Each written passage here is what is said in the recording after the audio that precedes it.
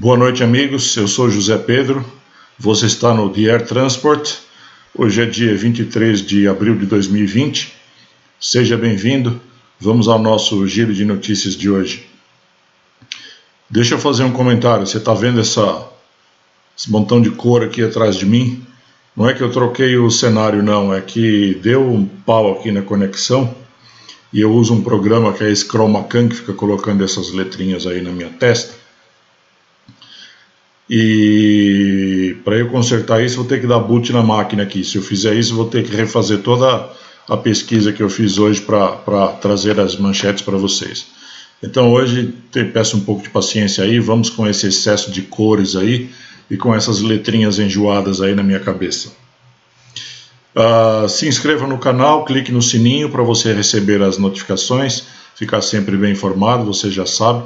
Nós estamos trabalhando para construirmos uma comunidade aeronáutica mais informada, mais contextualizada e fazer com que o nível do profissional meu, seu, de todos da comunidade esteja mais contextualizado, a gente esteja mais inserido naquilo que está acontecendo e nos tornemos melhores profissionais por causa disso.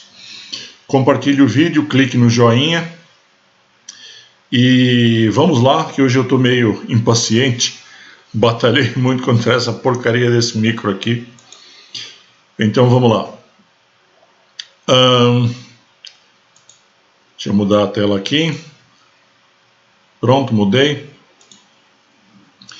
Primeira notícia no aeroin.net, Delta anuncia perda ajustada de 422 milhões em primeiro prejuízo trimestral desde 2014. Se não me engano, isso é o EBIT, ou EBITDA, aqui está na matéria, aqui acho que é o EBIT.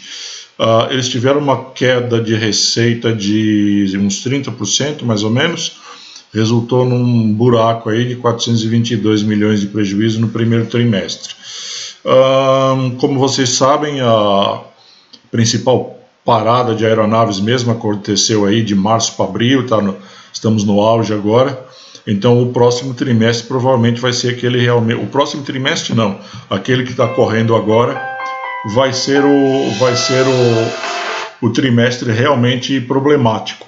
Esse que passou o primeiro trimestre já foi bem ruim, mas o próximo não, esse que a gente está correndo agora, acho que provavelmente vai ser o pior e vamos torcer para que o próximo trimestre, o terceiro, já estejamos falando de recuperação. O pico da crise tenha ficado para trás e o pico da crise sanitária, quero eu dizer. E com ela, né, com a diminuição do recrudescimento aí dos casos de Covid-19, e eu não podia ter falado isso, o YouTube caça a gente. Com a redução aí dos casos de Covid-19, um começo de retorno à normalidade, então a gente espera que o terceiro trimestre comece a ser um trimestre de recuperação. No tsf.pt, ambientalistas e cientistas pedem ao governo que trace linhas vermelhas para a aviação. Carta é assinada por mais de 300 organizações ambientalistas, investigadores e cientistas de todo o mundo. Isso aqui é o seguinte, a gente já tinha tratado desse assunto. Acho uma postura extremamente covarde, antiética e imoral neste momento. Porque os caras estão aproveitando este momento para se dirigir a governos, ONGs e várias ONGs e sociedades com propósitos específicos aí, estão se dirigindo a governos da Europa para não ajudarem as empresas da aviação, porque elas são poluidoras, etc, etc. Cara, o negócio é o seguinte, lutem pelo objetivo político que vocês quiserem, mas não sejam covardes. Nesse momento, segundo dados da IATA, 25 milhões de empregos estão em risco no mundo inteiro, só na aviação. Acho que não é a hora de usar isso para chantagear e tentar emplacar aí os vossos interessezinhos políticos, hein? Deve ter muita gente querendo se eleger deputadinho, se eleger não sei o que, dizendo que é ambientalista, que é green, que é verde, que é não sei o que, e não está na hora de cortar o pescoço de 25 milhões de empregos na aviação mundial. Desculpem, mas a gente realmente é contra isto, e governos não podem cair nesse tipo de armadilha. Isso aí, neste momento não faz sentido. Depois, a hora que a gente tiver um clima de normalidade, querer dizer que avião polui, era melhor ir de trem, não sei o quê, façam o lobby que quiserem, mas não neste momento. No sapo.pt, limitação de lugares pode pôr em causa a retomada da aviação, diz EasyJet. Muitas empresas estão dizendo que vão cancelar o lugar do meio nas fileiras triplas, e a EasyJet está se colocando frontalmente contra isso. Eu acho que é muito problemático mesmo, porque, como eu disse na terça-feira, um avião de 150 lugares se torna um de 100, né? E qualquer avião de narrow body vai ter essa proporção. Então você vai ter uma linha de viabilidade completamente diferente da aviação durante o período de tempo em que limitações sanitárias impuserem que se faça isso. Se é que vai haver essa imposição, tá? Isso ainda vai ter que ser discutido e acertado. Mas se realmente existir essa imposição por conta de autoridades sanitárias, em conjunto com autoridades aeronáuticas, a viabilidade do negócio aéreo vai ser muito diferente. Certamente a aviação vai ser mais elitista, vai ter que ser mais cara, muitas empresas não vão conseguir oferecer um produto a um preço que possa ser pago pelos passageiros, porque vamos lá, são 150 passageiros, são 100 passageiros pagando aquilo que 150 pagavam. Então isso vai causar uma quebradeira de linhas aéreas, só que isso é uma situação interina, porque um dia a gente vai se livrar desse vírus, da mesma maneira que a gripe asiática se foi, a gripe espanhola se foi, né? Um dia essa vai também. Então a gente não deve deixar que as empresas quebrem para depois ter que construir tudo de novo. A gente teve aqui há alguns anos atrás, no Brasil, uma tentativa do governo federal estimular o desenvolvimento de uma aviação regional, onde o governo pagaria uma parte dos passageiros toda vez que um avião decolasse de uma rota A para B, onde esses aeroportos A e B fossem aqueles aeroportos que o governo queria desenvolver. Talvez a gente esteja vendo toda a indústria de aviação durante algum tempo precisar de alguma iniciativa em que toda vez que um avião decola, ele decola com, 20, 25, 30% dos seus lugares pagos pelo governo como um incentivo para que a aviação não quebre. Lógico que isso tem que ser quantificado de uma maneira muito cuidadosa, né? Mas é uma ideia para que não se lance as empresas e os consumidores à própria sorte. No presstour.com, a aviação europeia faz apelo desesperado ao apoio dos governos. É uma pressão forte que a IATA está fazendo, mas eu diria que já é mais ou menos certo. Inclusive, até na terça-feira, se você viu o nosso giro de notícias da terça-feira, agora do dia 21, você viu que a gente colocou lá uma matéria onde já havia até o montante que se espera que cada empresa vai receber das principais empresas da Europa e dos Estados Unidos, vão receber dos seus governos para conseguir atravessar essa fase. Então a IATA está fazendo o seu lobby aí, mas de certa forma isso já me parece relativamente consolidado. No Panrotas, TAP lança voo à cidade do Cabo, com início ainda este ano. Então aí a gente está vendo timidamente ainda as empresas aéreas fazendo uma, entre aspas, flexibilização das suas operações. Vamos não nos esquecer que Portugal, não sei como está a situação na América do Sul, mas Portugal é um dos países que está mais controladinho aí no controle à Covid-19, porque a adesão dos portugueses ao isolamento social, ao contrário daquilo que infelizmente estamos vendo no Brasil, a adesão dos portugueses foi maciça. Então eles realmente parece que pararam aí a disseminação do vírus. Vamos só torcer para que na abertura não haja uma segunda onda. No Panrotas ainda, Emirates só deve normalizar operações em julho. A Emirates está quase completamente parada, já foi noticiada aqui umas 2 ou 3 vezes.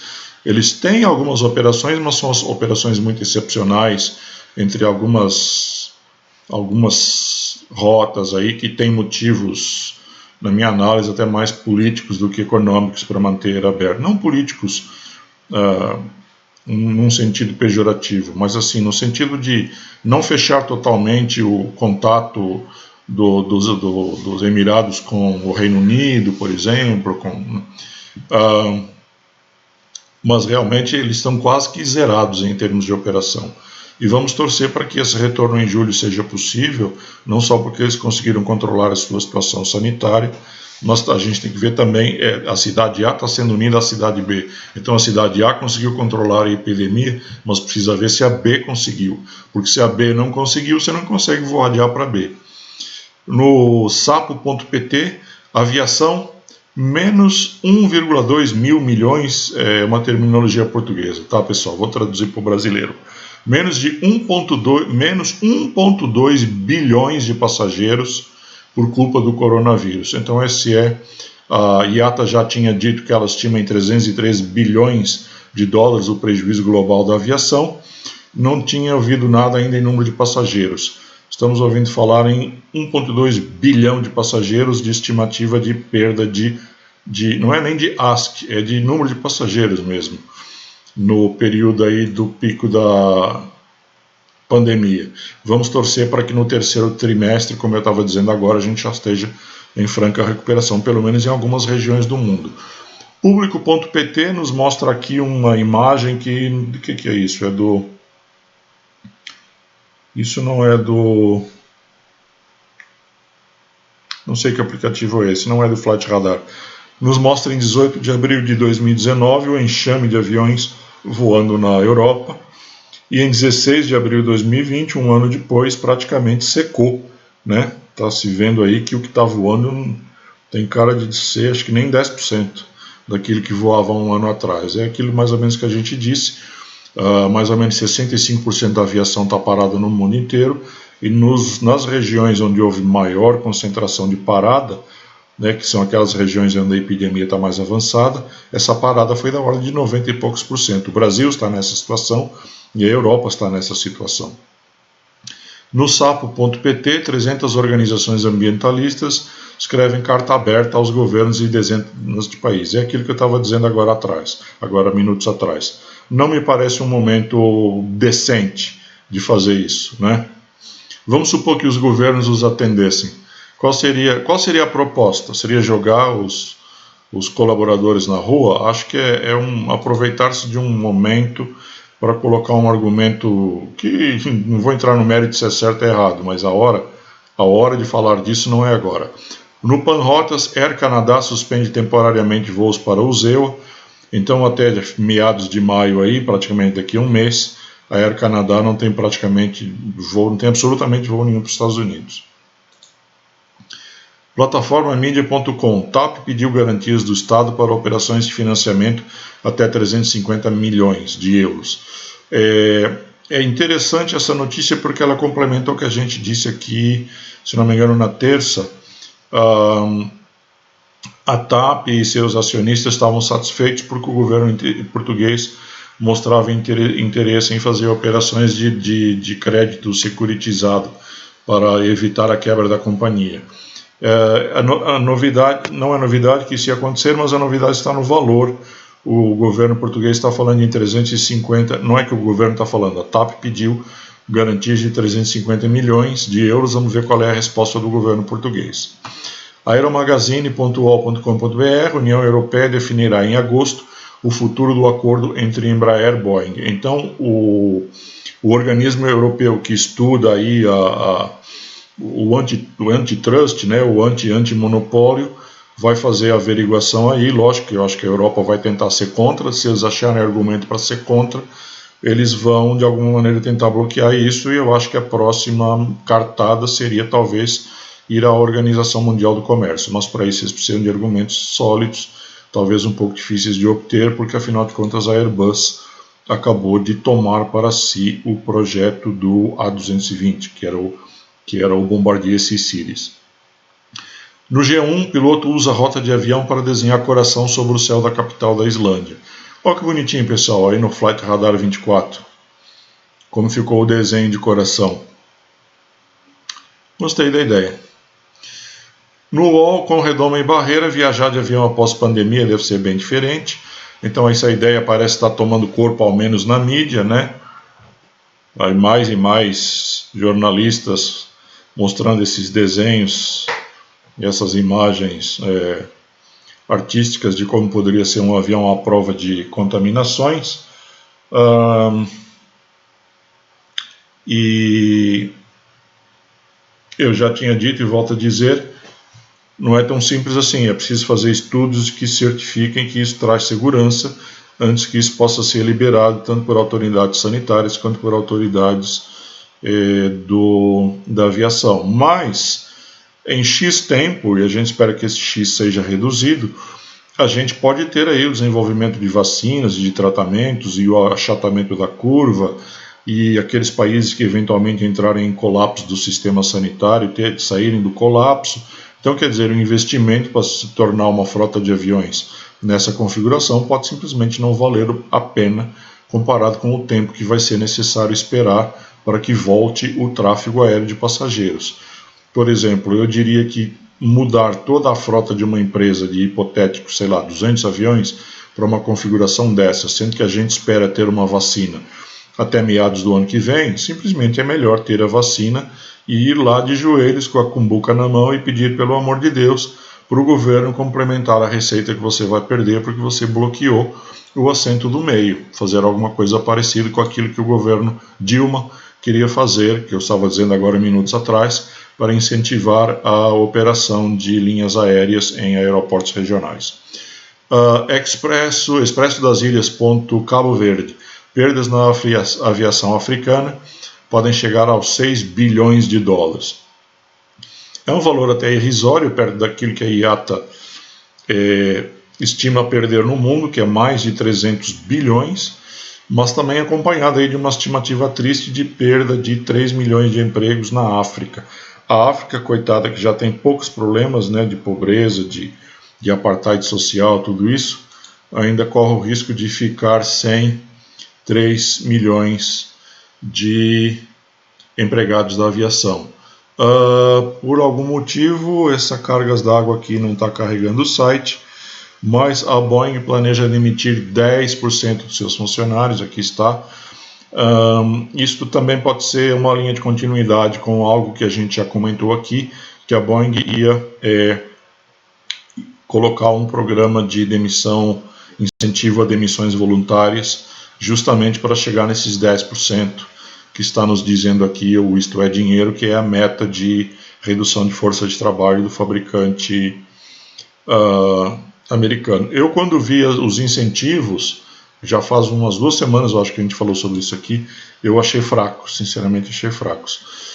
Panrotas.com, líder da Ryanair se mostra contra bloquear assentos do meio, ok, já falamos sobre isso minutos atrás, peço desculpas pela redundância. Aeroflap.com.br, presidente da Latam Brasil, acredita em grandes mudanças na aviação. Mudanças de cunho econômico, mas tem algumas coisas aqui que eu li na matéria e não consegui concordar. Está se posicionando contra você ter que usar 4 tripulantes em voos de longo curso e está se posicionando contra o limite de 60 horas de voo semanal existente no Brasil e dizendo que em outras regiões se usa mais. Então, veja bem,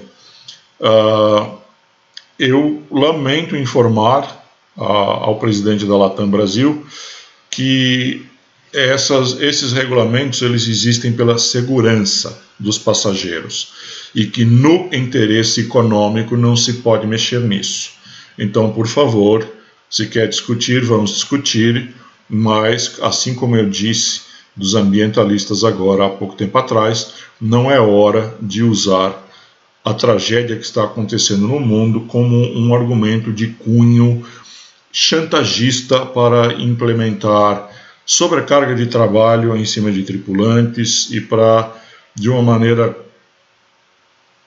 que eu não acredito que tenha uma fundamentação sólida por trás, contra a ANAC, que essa sim tem uma fundamentação sólida por trás, para exigir limitações de horas de voo, para exigir que tripulações sejam compostas ou de revezamento, né?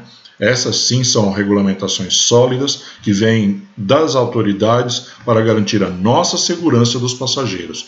Então, no interesse econômico, sinto muito, essas coisas não podem ser mexidas assim facilmente.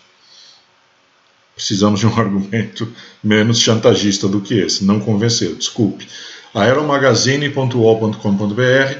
A aviação comercial pode ter ultrapassado a fase mais crítica da crise, e isso que está dizendo é o seguinte: o número de aviões paralisados no mundo parou de aumentar, e na verdade essa curva está começando a diminuir um pouquinho, o que pode mostrar que talvez o pico de paralisação de atividades aéreas já tenha passado, mas isso ainda a gente vai ter que ver, porque existem países que ainda não estão no pico da pandemia. O Brasil ainda não está no pico da pandemia. Eu estou muito curioso para ver como é que vai se comportar nos países com populações muito grandes e muito pobres, né? Ainda mais pobres e ainda maiores do que o Brasil, como o Bangladesh, o Paquistão, a Índia, né? Esses países têm, todos eles, centenas de milhões de habitantes e ainda tem mais de 1 bilhão de habitantes, 1 ponto alguma coisa bilhão. E eu estou muito curioso e muito preocupado para saber como é que vai se comportar a pandemia nesses países tão populosos e com tantas dificuldades de saúde pública. Isso saiu no mercadoeventos.com.br. No Panrotas, a Azul mantém voos internacionais para Estados Unidos e a Europa. A Azul é uma empresa que ela está sendo, dentro da medida do possível, bastante ativa nesse momento, né? Eles estavam com 30 aviões atuando, de uma frota de quase 150, e a Gol, com uma frota similar, está com apenas 10. Eu acho que isso tem a ver com a estrutura de malha, até com o tipo de aeronave que eles têm, né? Aviões menores, eles têm muito ATR, enquanto o menor avião da Gol é o 700.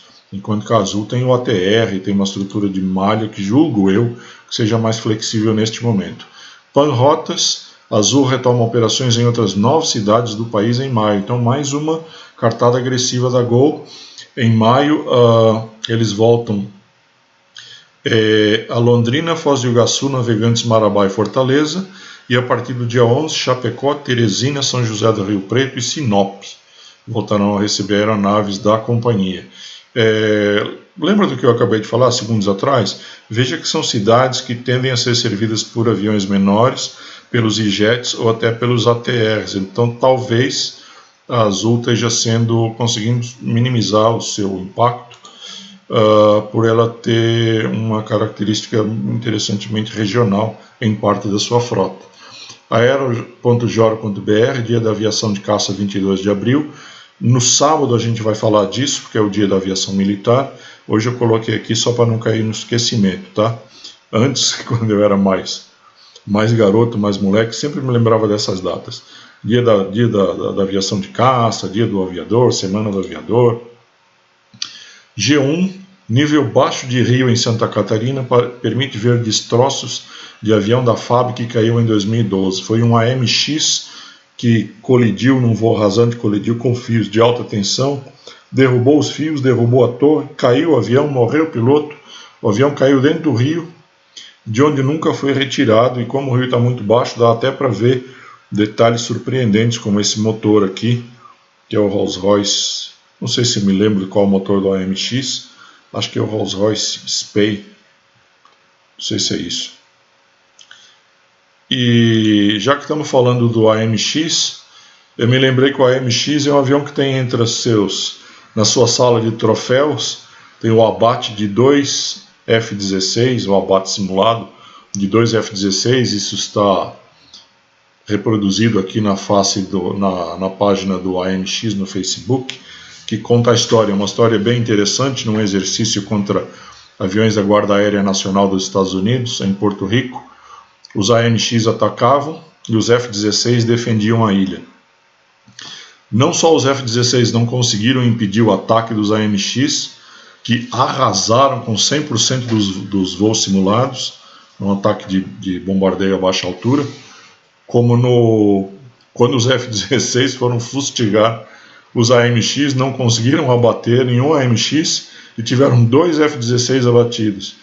E mais tarde, quando a Guarda Aérea Nacional te chamou para um tira-teima, daqueles em que os aviões se cruzam no ar e começam um dogfight depois do cruzamento, sabe? Tipo Asas Indomáveis mesmo. O F-16 não conseguiu salvar a honra do modelo, não. Tomou mais um abate do AMX. Agência Brasil.ebc, na EBC, na empresa brasileira de... A ANAC autoriza modificações em aeronaves para transporte de pacientes. Lembra que a gente falou aqui há umas 2 semanas atrás de um tipo de um sarcófago para transportar doentes da Covid? Uma empresa na Irlanda, na Escócia, estava fazendo isso. Então a ANAC autorizou que aviões de órgãos estatais fizessem esse tipo de transporte. E eu fico com a mesma impressão que eu fiquei naquele dia. Se me colocassem dentro de um troço desse aí, acho que eu morria de claustrofobia. No Aeroin, Airbus estreia novo processo de entrega digital de aviões. Sabe o delivery, que você vai lá na fábrica, fazer o delivery do avião, receber o avião do fabricante e trazer para a sua empresa? Então, como as pessoas não podem viajar, eles colocaram em um sistema para fazer isso online. Tem a porção de gente aí que gosta muito dessas viagens, que vai ficar meio de cara feia aí, vai ficar meio emborrado aí. Aeroflap.com.br, a Bell, modelo Bell 407 GXI, recebe certificação da ANAC para realizar voos por instrumento. Diz a matéria que é o primeiro helicóptero monomotor, monoturbina, a receber certificação IFR no Brasil. Eu dei uma olhada aqui mais para baixo e vi esse lindo painel com esses 2 displays Garmin GNS 1000 aí, né? Displayzão muito usado aí em aviação geral, aviação de pequeno porte. Um display muito sofisticado, capaz de mostrar não só os dados primários de voo, capaz de agir não só como um PFD, né, como um Primary Flight Display, mas também ainda capaz de misturar os dados do PFD com dados geográficos, com topografia, cartografia, com radar meteorológico, um display muito sofisticado mesmo, né, e que faz com que uma aeronave de pequeno porte como essa se torne tão atraente para os pilotos quanto um avião de grande porte, na minha modesta opinião. Ainda no Aeroin, após pilotos derramarem líquido no painel, Airbus cria tampa de proteção para o A350. Então caiu café no painel, estragou os displays lá, perderam dados de voo, e aí a Airbus falou, opa, nananina. Inventou aí uma proteção para que as telas aí fiquem protegidas. Mas sempre existe o risco de cair aqui no piano de manete, aqui na alavanca do flap, quer dizer, você não consegue 100% de proteção. Mas melhor do que nada, né? Ainda no Aeroin, Gol anuncia sua malha aérea para maio e a data para retornar a Congonhas. Então eu disse que a Azul tem sido mais agressiva, não é mais agressiva, acho que é a natureza da malha dela, mas a Gol também está aí envidando seus esforços para lentamente ter mais operações. É claro que a gente fica muito preocupado porque mais pessoas na rua, menos isolamento social, significa a curva da epidemia mais agressiva, né? Mas, enfim, tentando as coisas com responsabilidade e com gradualidade, o que será que vamos conseguir, né? Em algum momento a gente tem que conseguir algum resultado. Então, boa sorte para a Gol, volta a operar em Congonhas a partir do dia 24 de maio. E vamos torcer para que a gente se livre dessa pandemia e que essas flexibilizações a gente não tenha que depois se arrepender delas. Ainda no Aeroin, startup oferece investimento nas ações da VASP com lucros de até 70%. É isso mesmo que você ouviu, pessoal, é VASP mesmo. Pelo que eu entendi, é uma carteira para você comprar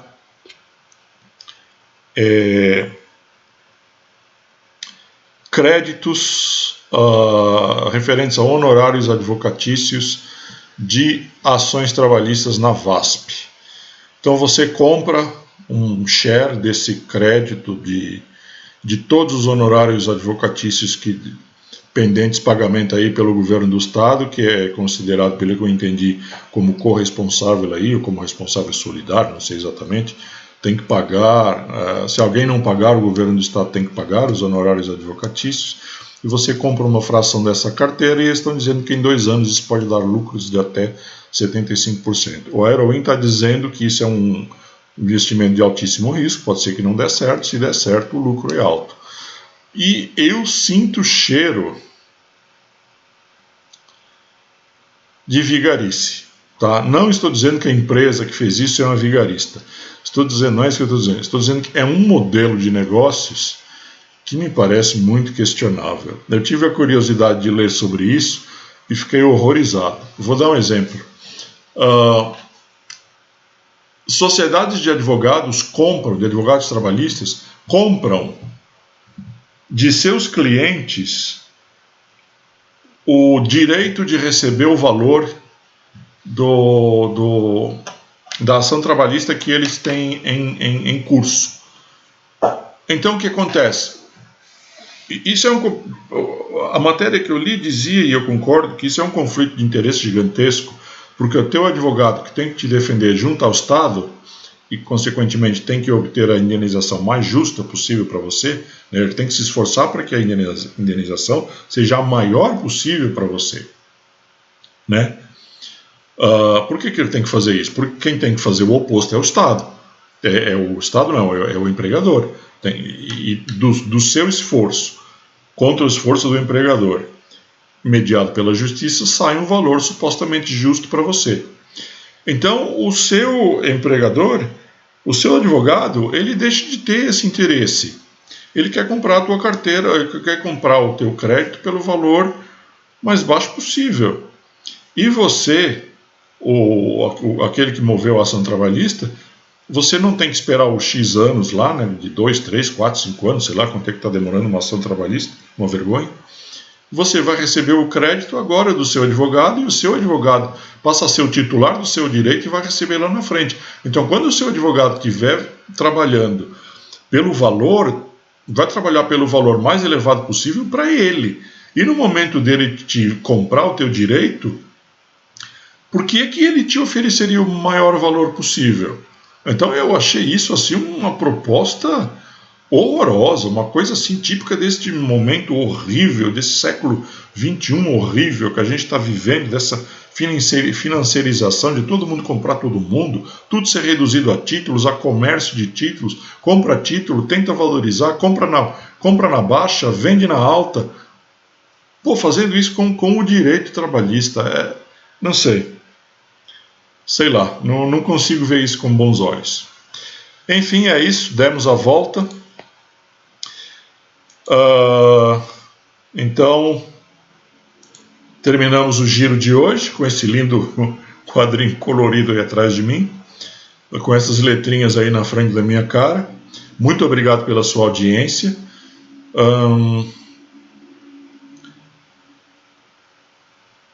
Hoje, como eu sempre digo para vocês, vou repetir, o conteúdo aqui é o conteúdo para inserir vocês no máximo de contextualização do que está acontecendo no mundo da aviação, aumentar sua capacidade analítica, fazer você ser um profissional impressionante, mais ainda do que você já é, valorizar você no presente e no futuro, melhorar a sua carreira. É para isso que nós estamos aqui. Fique com a gente, venha para nós, nos dê sua audiência, se inscreva no canal, clique no sininho, clique no joinha, compartilhe, nos traga a sua audiência e as suas ideias do que podemos ir buscar e trazer para você, para que aqueles que estão aqui com a gente tenham um diferencial com relação ao restante do mercado, ok?